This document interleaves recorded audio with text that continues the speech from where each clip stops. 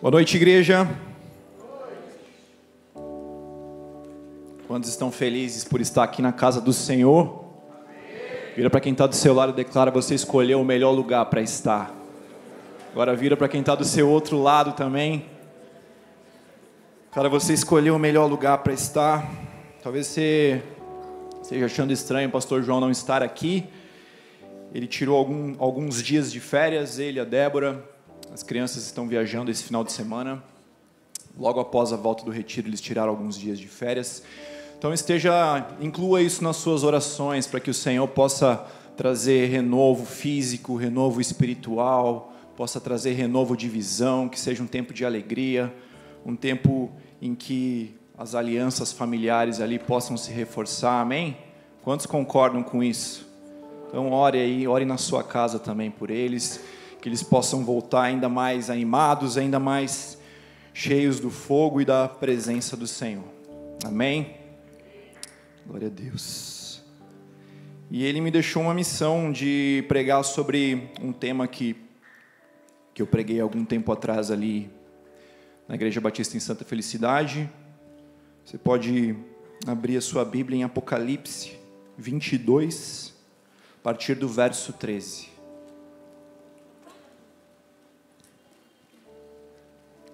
Apocalipse 22, a partir do verso 13. Às vezes a gente ora aqui, né? Antes da gente começar um momento como esse, às vezes o pregador faz mais uma oração. Eu quero que você faça uma oração comigo. Quantos creem que o Espírito Santo já está agindo aqui neste lugar? Eu tenho certeza disso, porque é uma promessa da palavra de Deus. E quando a palavra de Deus, ela estabelece promessas, mesmo que a gente não sinta. Talvez você esteja aí se questionando: eu não senti nada até agora, eu não sei como está o seu coração. Mas quando a palavra de Deus estabelece promessas, mesmo que a gente não sinta, a gente tem certeza pelo que nós cremos. Porque quando nós cremos nas promessas do Senhor, a nossa fé passa a dominar os nossos sentimentos.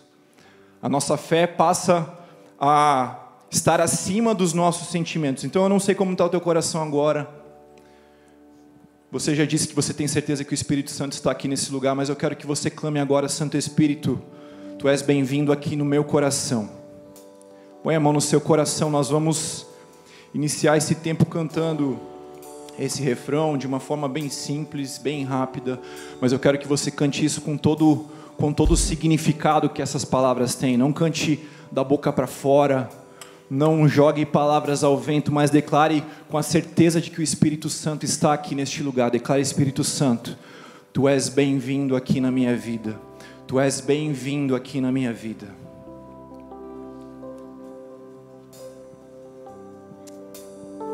Vamos cantar, Santo Espírito.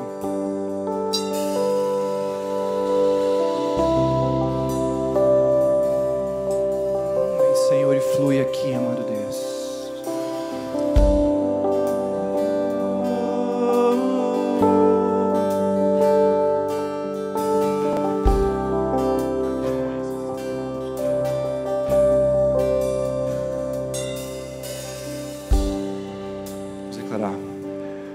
Santo Espírito, és bem-vindo aqui. Vem inundar e encher este.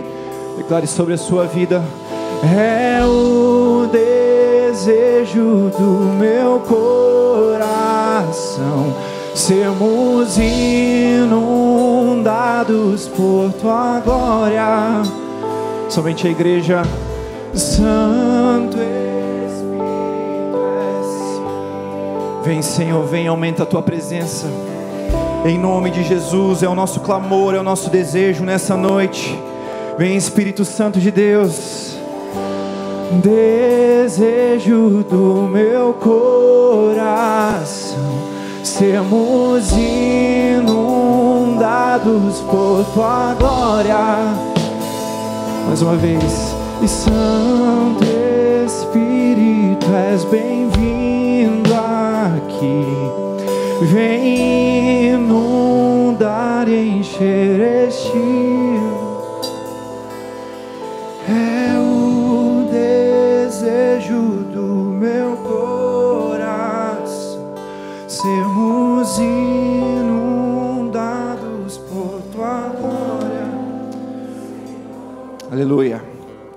de Deus fala no Antigo Testamento sobre os muitos nomes que o Senhor tem.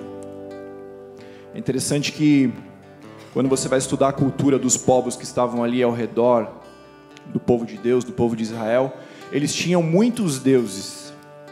Então eles tinham um Deus da fertilidade, eles tinham um Deus da colheita, eles tinham um Deus daquilo que eles entendiam como amor, eles tinham um Deus da guerra.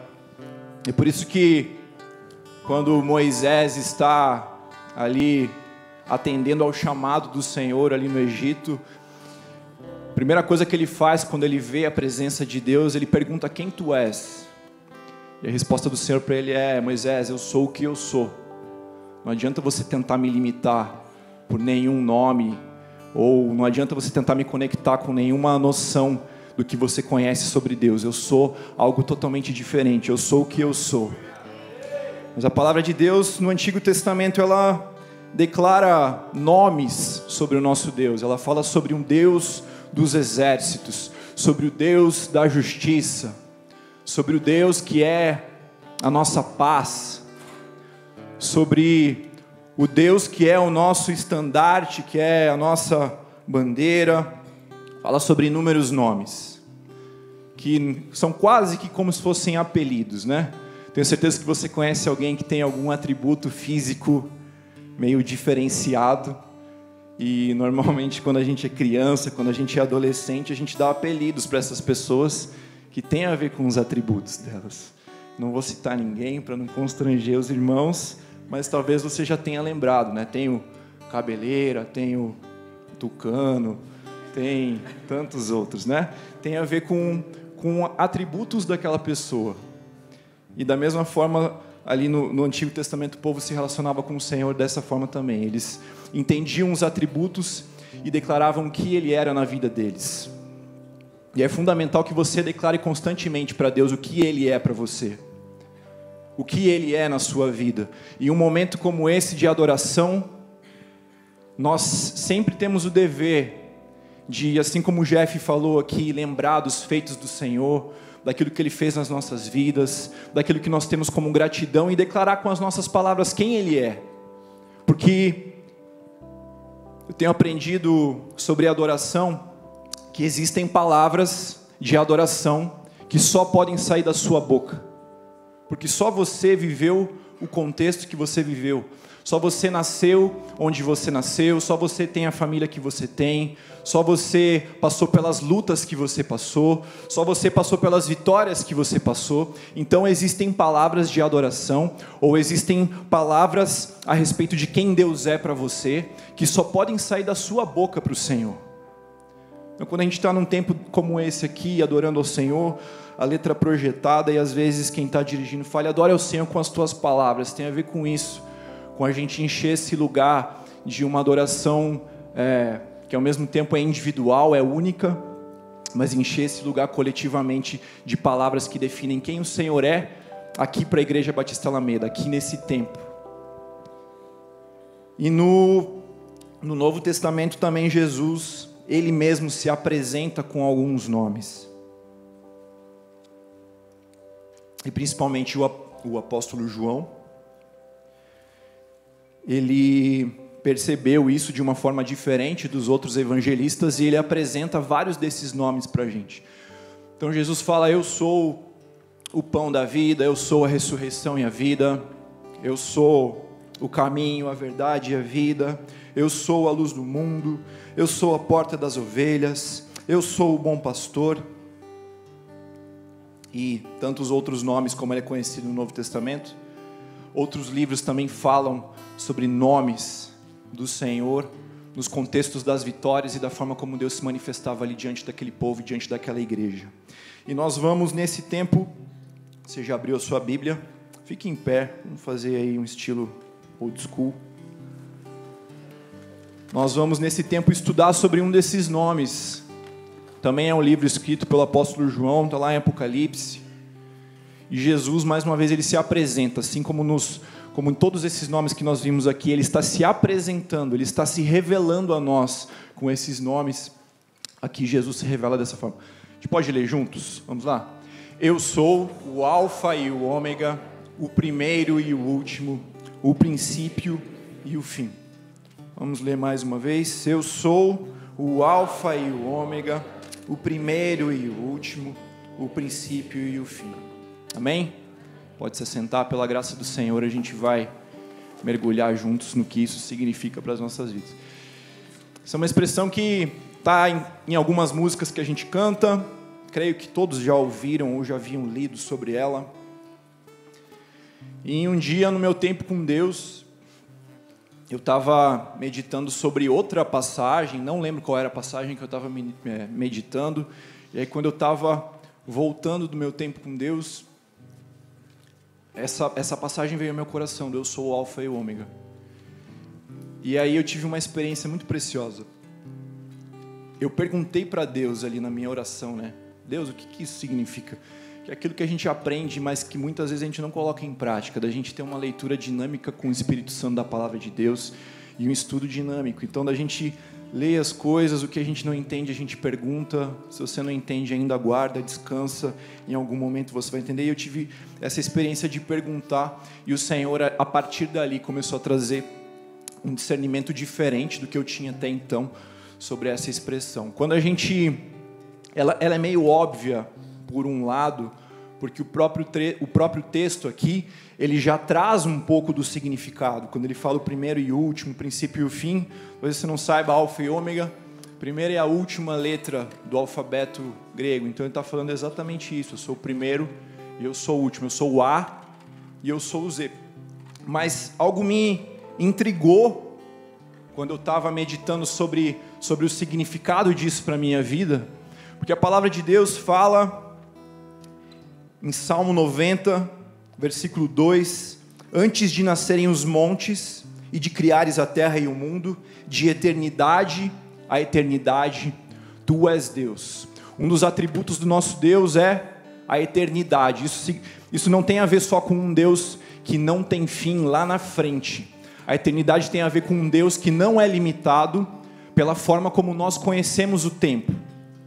Então, isso significa que, se você for lá para trás, e for mais um tempo, e mais um tempo, e mais um tempo, e infinitamente para trás, para o passado, você não vai encontrar o início de Deus.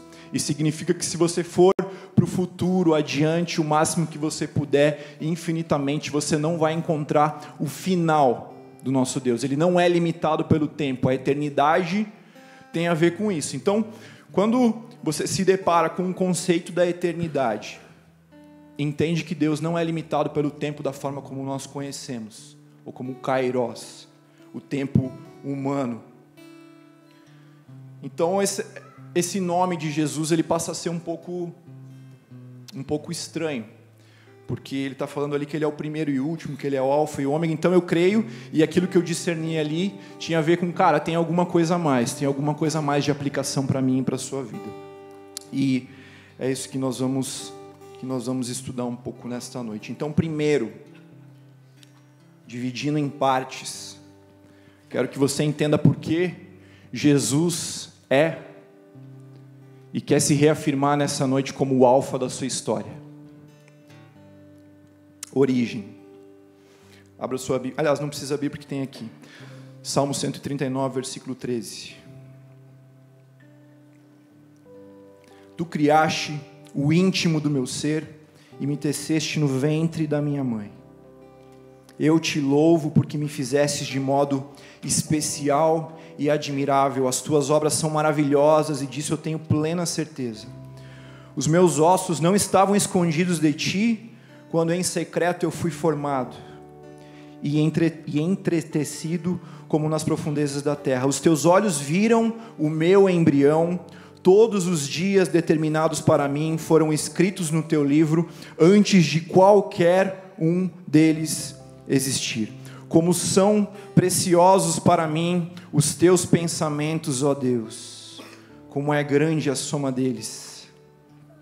E eu quero que você guarde no seu coração o versículo que diz: os teus olhos viram o meu embrião, todos os dias determinados para mim foram escritos no teu livro antes de qualquer um deles existir. Efésios capítulo 1, versículo 4, a palavra de Deus declara: porque Deus nos escolheu nele antes da fundação do mundo, para sermos santos e irrepreensíveis em sua justiça. O que a palavra de Deus está dizendo aqui é que antes da fundação do mundo, o Senhor nos escolheu nele. João capítulo 1, versículo 3. Todas as coisas foram feitas por intermédio dele, que ele está falando de Jesus, do Logos, da palavra. Todas as coisas foram feitas por intermédio dele. Sem ele, nada do que existe teria sido feito. Amém? Eu quero que você entenda e saia dessa noite, desse lugar, com a certeza de que o Senhor é a sua origem. Você pode dizer amém? O Senhor é a sua origem. Amém? Amém. Glória a Deus. Queridos, eu creio que uma das coisas que mais fere a nossa geração hoje é a crise de identidade. E é impossível a gente entender de fato quem nós somos em Deus se nós não entendemos a nossa origem dele ou por que nós existimos. E eu quero dizer para você nessa noite, talvez você olhe para a sua história e você imagine que você nasceu fruto de um acidente. Talvez você nasceu fruto de uma relação extraconjugal. Talvez você nasceu chamado filho temporão, né? Aquele que não foi exatamente planejado, mas que nasceu muito tempo depois do primeiro irmão. Eu não sei quais são as palavras que você carrega com relação à sua origem, mas eu quero que você saia daqui com a certeza de que Deus te planejou. Cada detalhe da sua vida, cada atributo que você tem, cada dom que Deus já derramou sobre você e ainda quer derramar, cada detalhe de quem você é, foi planejado pelo Senhor. É isso que a palavra de Deus nos garante e nos traz de forma tão linda, tão doce, tão profunda. Quando eu li esse texto de Salmo 139, eu li ele logo no início da gravidez da Melina, li ele de novo e fiquei muito emocionado com aquilo, por toda a situação e pela garantia do Senhor de que às vezes a gente acha que nós temos o controle, ou às vezes a gente acha que nós temos a responsabilidade sobre a nossa geração, mas na verdade a minha e a tua geração já foram escolhidas pelo Senhor desde antes da fundação do mundo. Você pode dizer amém? Eu creio nisso. Eu quero que você saia daqui com a certeza de que Ele é a sua origem. Você pode declarar isso: o Senhor é a minha origem. Abra sua Bíblia rapidinho em Gênesis capítulo 1. Olha só. A gente tem dois relatos sobre a criação, Gênesis 1 e Gênesis 2. Gênesis capítulo 1, olha a preciosidade disso aqui. Gênesis 1, 20. Disse também Deus: encham-se as águas de seres vivos e voem as aves sobre a terra e sobre o firmamento do céu. Gênesis 1, 20. Agora vá para Gênesis 1, 24. E disse Deus: produza a terra seres vivos de acordo com as suas espécies, rebanhos domésticos, animais selvagens e os demais seres vivos da terra, cada um de acordo com a sua espécie, e assim foi. Então primeiro Deus fala: encham-se as águas de seres vivos. Depois Deus fala: produza a terra os seres vivos de acordo com as suas espécies. Mas em Gênesis 1, 26, olha o que Deus diz a respeito de você. Então disse Deus: façamos o homem à nossa imagem, conforme a nossa semelhança. Deus fala sobre os animais que estão no mar. Ele dá uma ordem para as águas: encham-se as águas de seres vivos. Através da palavra dele, esses animais foram criados. Deus dá uma ordem para a terra: produza a terra os seres vivos de acordo com as espécies. Ele dá uma ordem à terra para que dela sejam produzidos os demais animais. Mas quando Deus está falando do ser humano, Ele não fala simplesmente para a terra: produza o ser humano, para o barro, nasça ser humano. Ele para tudo e fala: façamos.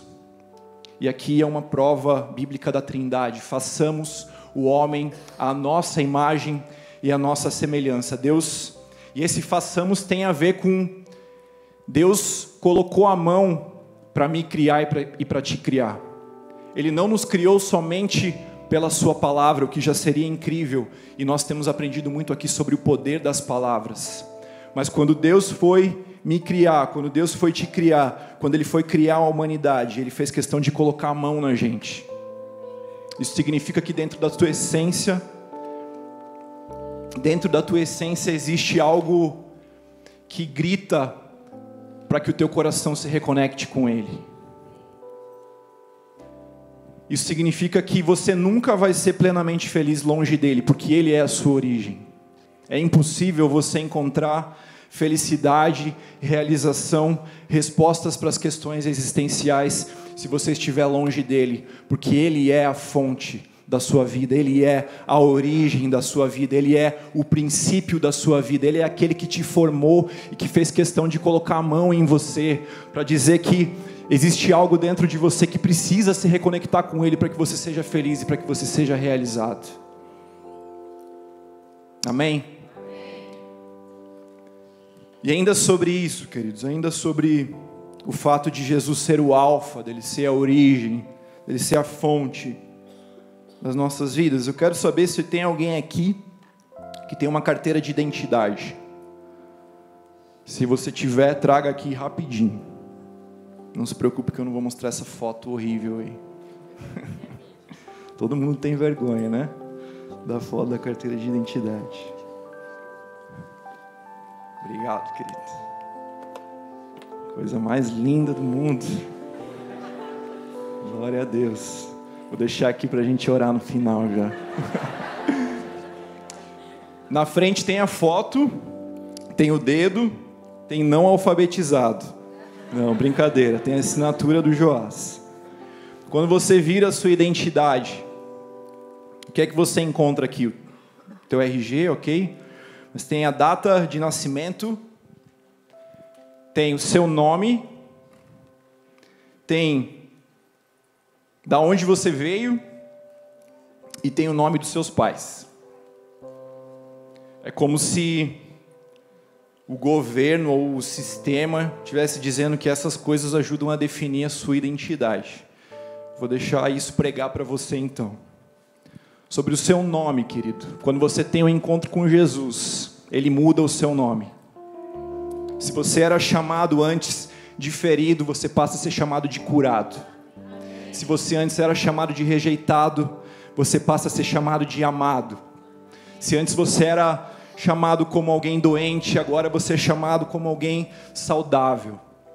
E tantas outras formas como Deus quer mudar o meu nome e o seu nome. Depois que nós temos um encontro com Ele, o nosso nome é restaurado. Segundo a data de nascimento, como a gente já viu aqui, não faz muito sentido espiritualmente essa informação, porque o Senhor nos escolheu nele desde antes da fundação do mundo. Então aqui seria um infinito para trás, um menos infinito na data de nascimento. Quando aqui está escrito sobre a sua origem, você pode ter certeza que você ter convicção a respeito da tua origem, isso ajuda você a entender qual é a sua identidade. A sua origem é o Senhor. Você veio do céu. O céu não é somente para onde nós estamos indo. Nós fomos formados lá. Nós fomos formados e temos o próprio Deus como a nossa origem. E por último, você sabe... Pode pegar aqui, Joás, obrigado. Você sabe que quase 1/4 dos brasileiros... Obrigado, não tem o nome do pai na sua identidade. Talvez tenha pessoas aqui que não têm o nome do pai na identidade. Mas quando você, de fato, firma um compromisso com Jesus, quando você deixa Ele entrar na sua vida e transformar a sua história, você já sabe que tem o nome de um pai lá na sua identidade. Você passa a ser, não somente se reconectar com Deus, você passa não somente a ter um nome diferente, você passa não somente a entender qual é a sua origem, mas Deus, Ele passa a ter uma relação com a gente de pai para filho. E isso muda tudo, queridos. Isso muda tudo. Isso muda tudo. Por isso eu quero que você saia daqui dessa noite convicto da sua identidade. Amém?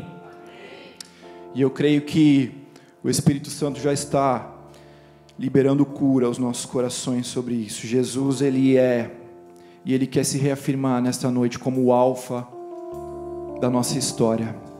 Antes de continuar, coloque a mão no seu coração, vamos orar. Amado Deus, em nome de Jesus, eu declaro, Pai, sobre cada um dos meus irmãos que chegaram aqui com dúvida de quem são. Eu declaro sobre cada um dos meus irmãos que chegaram aqui, Pai, talvez com conceitos errados sobre a sua identidade. Eu declaro cura total nesta noite, em nome de Jesus, Pai. Vem com Tua presença, vem com Tua presença doce.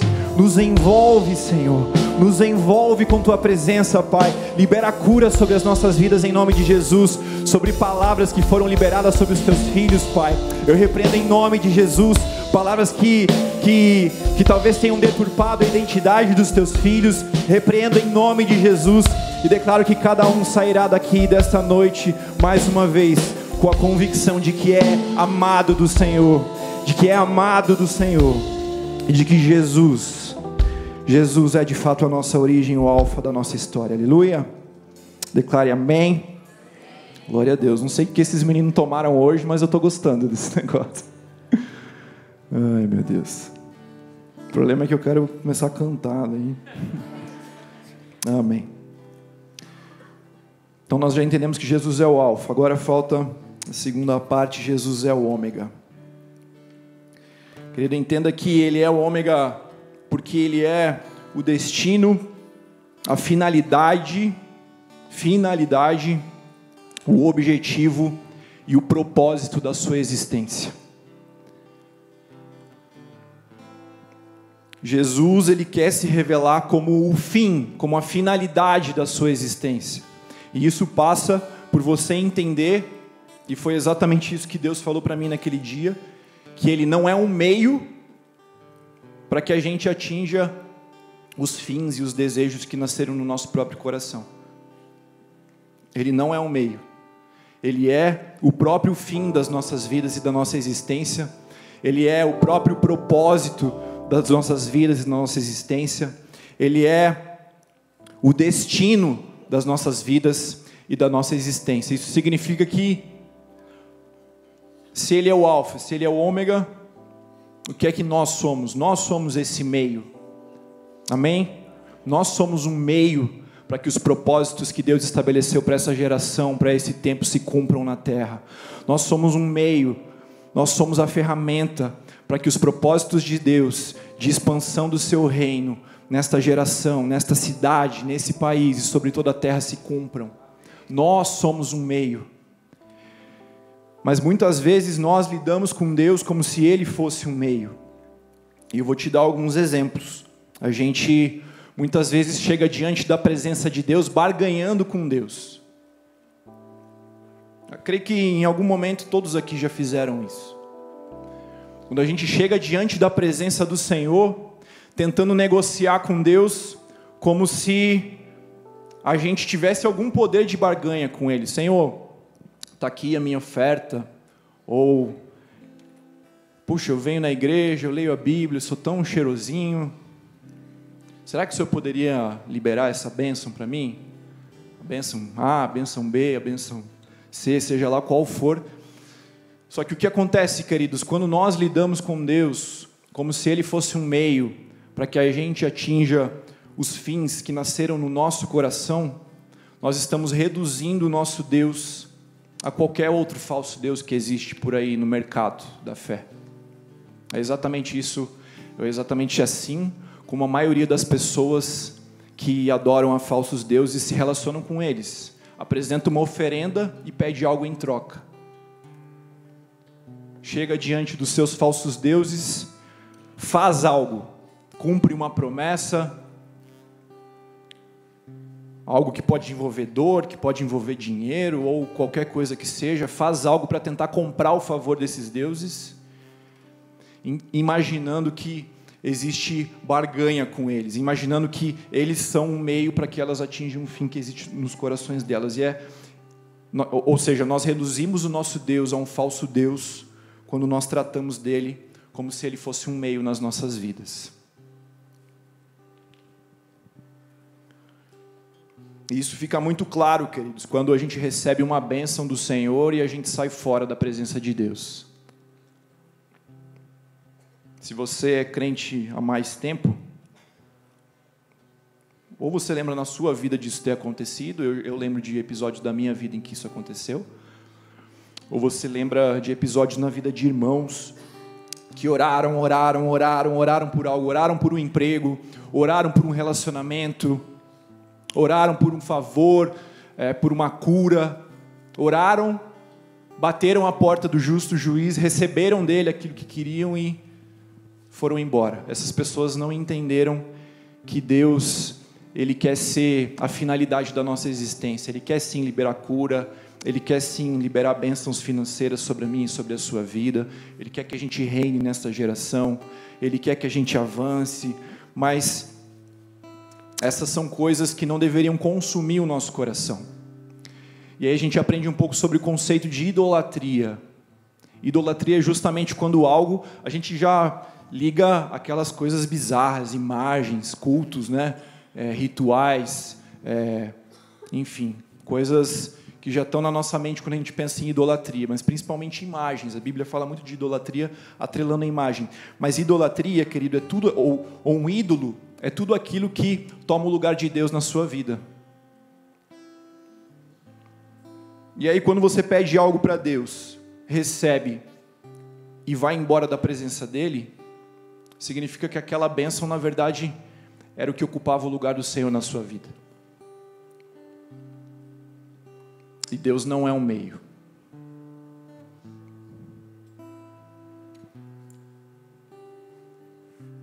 Mas eu creio que é tempo de restauração nessa noite, amém?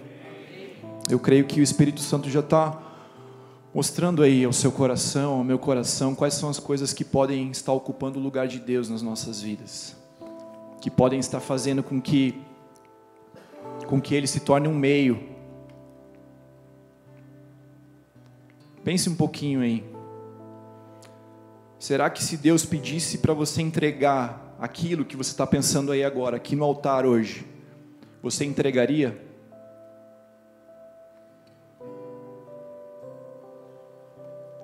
Será que, assim como a gente vê na Bíblia, se você tivesse que entregar o seu filho aqui no altar hoje, ou o seu relacionamento, ou os seus bens, o seu trabalho, será que você teria coragem de entregar, ou será que isso roubaria a essência da tua existência, roubaria o motivo de você existir? E aí a gente vê no apóstolo Paulo um exemplo de contentamento. O apóstolo Paulo, Filipenses capítulo 4, quando a gente vê lá aquela frase que está em para-choque de caminhão, foto de gente sem camisa no Instagram, tudo posso naquele que me fortalece, né? Frase marcada, já tatuagem. Mas quando você vê o contexto dessa frase, ela não tem a ver com uma palavra motivacional, do tipo, cara, eu sou o cara, eu posso todas as coisas em Jesus, eu posso ser rico, eu posso vencer as batalhas. Não tem a ver com uma palavra motivacional, mas tem a ver com uma palavra de contentamento, que o apóstolo Paulo está ensinando nessa passagem aqui. Se você ler os versículos anteriores, você vai entender que ele está falando, cara, eu posso passar por privações, eu posso passar por tempos difíceis, eu posso passar por pobreza, eu posso comer lá no PF da Matriz, lá da Rui Barbosa, ou eu posso estar no tempo top, estar comendo na churrascaria top, estar recebendo muito dinheiro. Em todas as situações, eu posso tudo naquele que me fortalece, porque o meu contentamento, ele está firmado naquele que não muda. O meu contentamento, a minha alegria, a minha vida, a minha razão de existir, está firmado naquele que é o alfa e o ômega da minha história. Nada rouba o lugar dele na minha vida. Nada rouba o lugar dele na minha vida. E quando a gente olha para nós, caramba, às vezes a primeira pedra no caminho, a gente já começa a murmurar. Deus, por que eu estou vivendo isso? Deus, por que você deixou isso acontecer comigo? Só eu? Quem mais já passou por isso? Tem muito crente aqui então, porque pouca gente levantou a mão.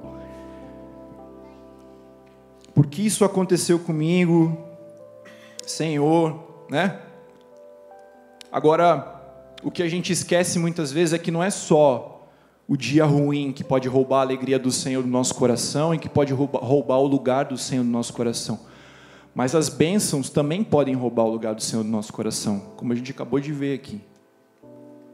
E, de novo, como a gente viu aqui na palavra da consagração. Às vezes, de 10 bênçãos que a gente recebe, a gente agradece por uma delas. Ou pior, como eu já citei, às vezes a bênção acaba ocupando o lugar do Senhor nas nossas vidas. O Senhor quer se manifestar nessa noite como de fato a finalidade da sua existência, o propósito final da sua existência, como de fato aquele que governa a sua vida. E eu quero que você entenda mais algumas coisas aqui para a gente ir caminhando para o fim. O primeiro delas é que é importante que nas nossas vidas esse discernimento ele aconteça exatamente nessa ordem. Do alfa, da origem e depois do ômega, do propósito, da finalidade. Muitas vezes a gente também comete o erro, e isso é algo que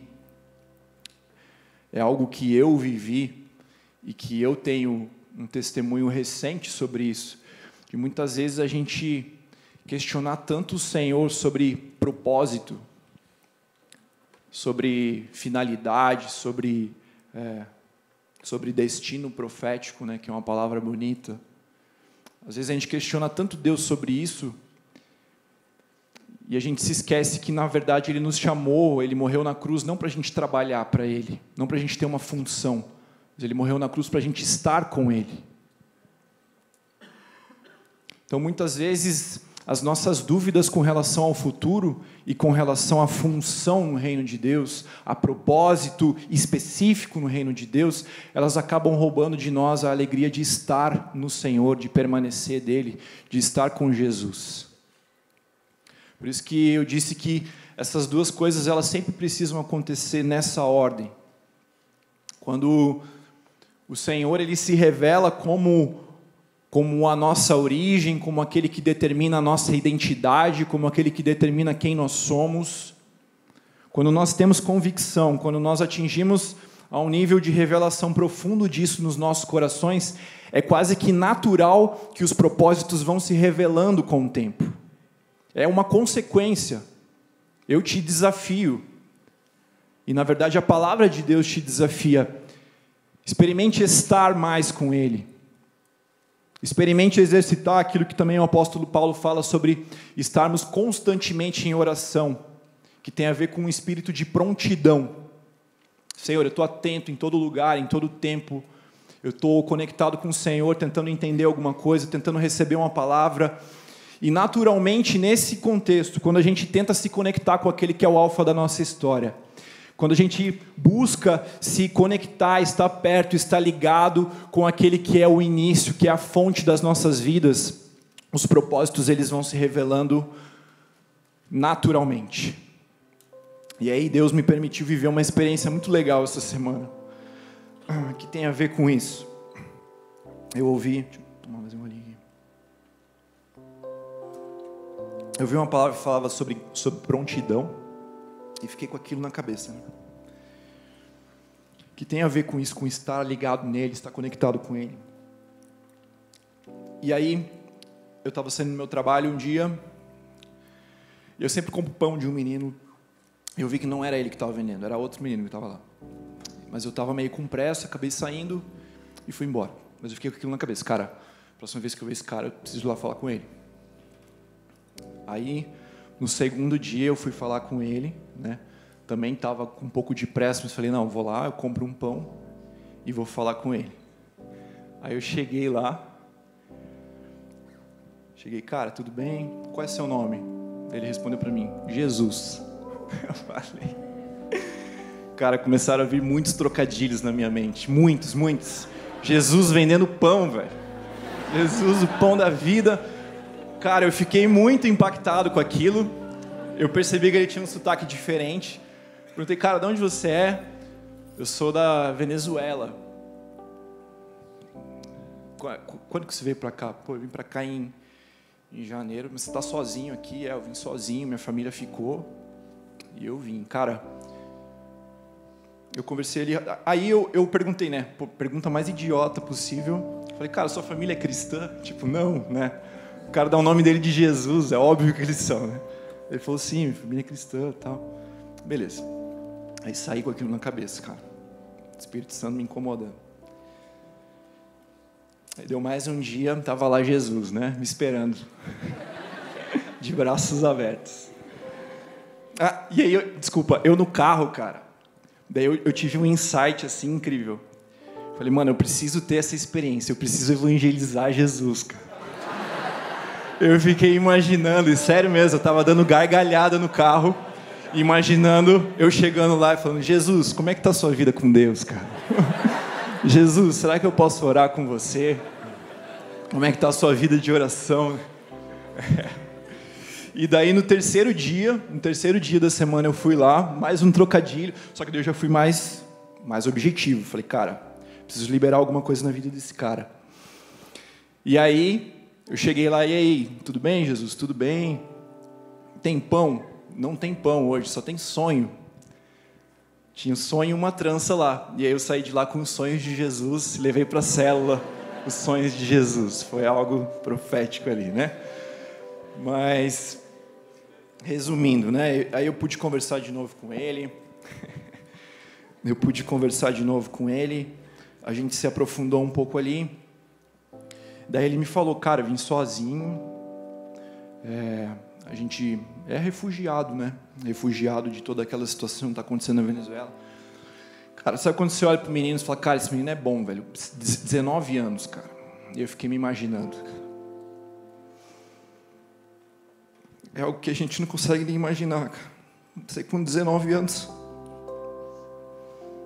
tem que deixar a sua família, tem que deixar o país da sua origem e ir para um lugar que você nem conhece, sozinho. Ele falou que veio ele e um amigo dele. Cara, aquilo começou a moer meu coração.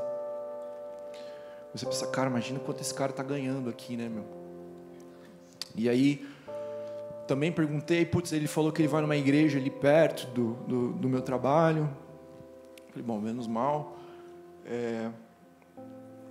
Aí saí, eu falei, Deus, cara, eu queria ter algum dinheiro aqui, né, para dar para esse menino. Mas eu achava que eu não tinha. Veio aquele clique, cara, olha na tua carteira, né? Aí eu olhei na minha carteira e tinha lá uma grana, bem mais grana do que eu costumo andar. Eu falei, cara, essa grana é de Jesus, né? Aí voltei lá. Não, falando sério agora, falando sério. Aí eu voltei lá e falei, cara, desde que eu te vi a primeira vez, Deus me incomodou muito para te abençoar. Eu quero te abençoar, quero te ajudar com esse dinheiro aqui. Ele falou, cara, sério? Não acredito. Eu falei, cara, tal. Aí ele veio e me deu um abraço. Aí eu saí de lá e aquele menino estava com as mãos nos olhos, assim. Estava emocionado não com o que eu fiz, mas com a demonstração do amor de Deus pela vida dele. E o que isso tem a ver? Quando a gente decide andar conectado com aquele que é a nossa origem, os propósitos vão se revelando naturalmente. Quando a gente toma a decisão de caminhar em espírito de prontidão, ligado naquele que é o alfa da nossa história, naquele que colocou a mão em mim e em você para te criar, para nos criar. Quando a gente toma essa decisão, queridos, os propósitos eles vão se revelando naturalmente. Às vezes a gente cria imagens a gente cria estereótipos sobre chamado, sobre Deus determinar uma função, e a gente sabe que isso acontece, a palavra de Deus deixa isso muito claro, de profetas que foram chamados de forma específica, homens de Deus que foram chamados com uma palavra específica, uma direção específica. E nós cremos que sim, Deus ele tem um chamado geral, mas ele tem também coisas específicas para se revelar através da minha e da sua vida, amém? Mas queridos, eu queria te ajudar a entender que você não precisa ficar esperando isso acontecer para que o Senhor te use onde você está hoje. Às vezes a gente fica muito conectado com o que Deus vai fazer de nós daqui a 10 anos e a gente esquece de orar e de abençoar as pessoas que estão no nosso contexto hoje. Existem propósitos para serem cumpridos através da sua vida hoje, independente se você vai ser médico, se você vai ser engenheiro ou se você vai ser professor de geografia. Então não deixe as tuas preocupações ou as tuas dúvidas com relação ao futuro roubarem de você a graça, a alegria de ser usado hoje, onde você está. Amém? De novo, a palavra de Deus, ela fala sobre profetas com chamados específicos, ela fala sobre discípulos com chamados específicos. Mas eu quero ler um chamado. Não precisa abrir a sua Bíblia, não precisa projetar lá. Eu vou abrir aqui. Um chamado de Jesus.